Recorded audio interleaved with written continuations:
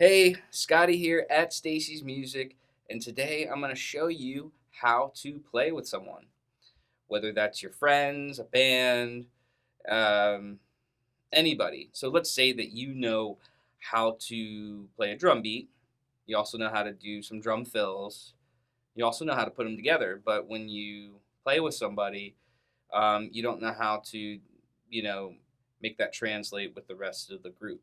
And what we're going to do today is talk about how we can approach these situations.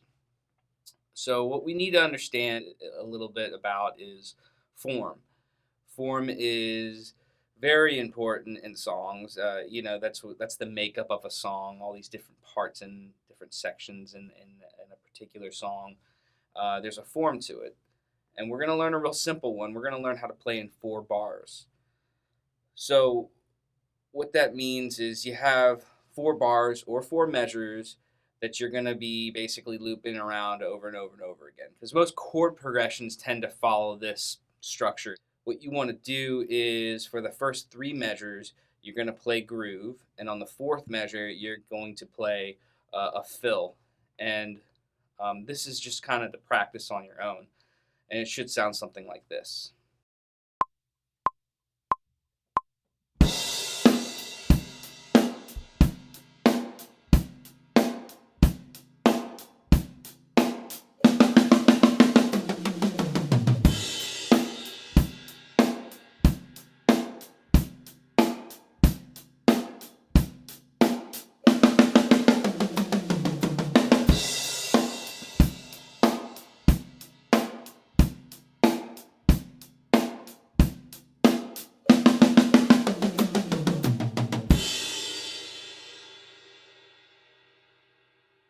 The more you do that, the more you're going to start to feel what that sounds like. And that's the ultimate goal here is to not actually have to think about counting this.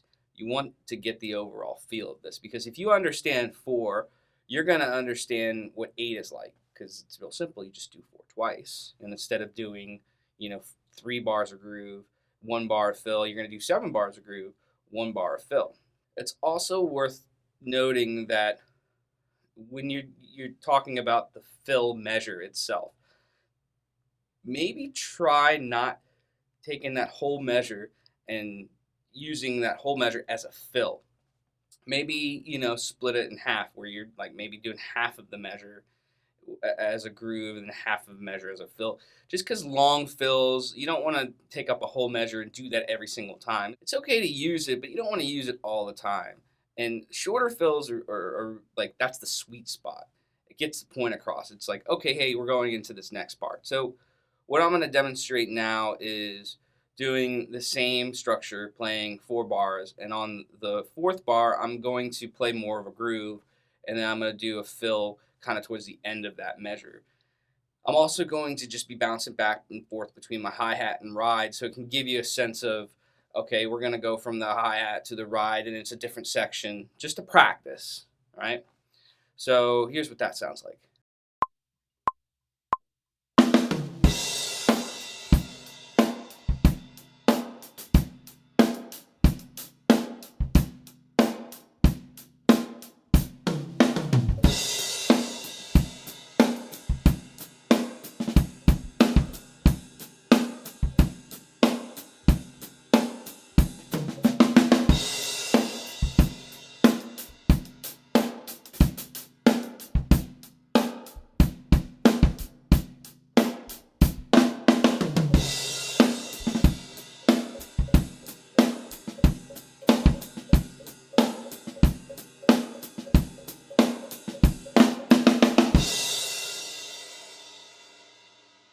If you practice this, you're going to start to feel what 4 is like. Now, whenever I do this, I don't ever count it because I just know. I've done it so many times. And because of this, I know also what 8 feels like. I know what 16 feels like. I know what all these odd ones feel like 9 or 11, just from this basic, simple, you know, exercise that you can do.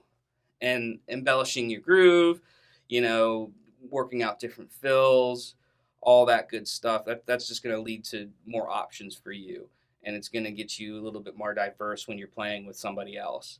Uh, Again, this is a lot of what a guitar player or a pianist will do when they're coming up with a progression. It's usually in a 4 bar phrase. An example would be "Back in Black" by AC/DC. In the intro verse, guitar riff that's going on, that whole thing is in 4 bars. And just like the exercise we're working on, it's 3 bars of groove plus 1 bar of fill with a little bit of a groove on the very first beat. Uh, and that's something you should listen to kind of understand it a bit more. Uh, this is great. It's absolutely a must when you're kind of wanting to get with somebody else and start playing. And I really encourage you to try it. Thank you so much for watching, and I will see you all next time.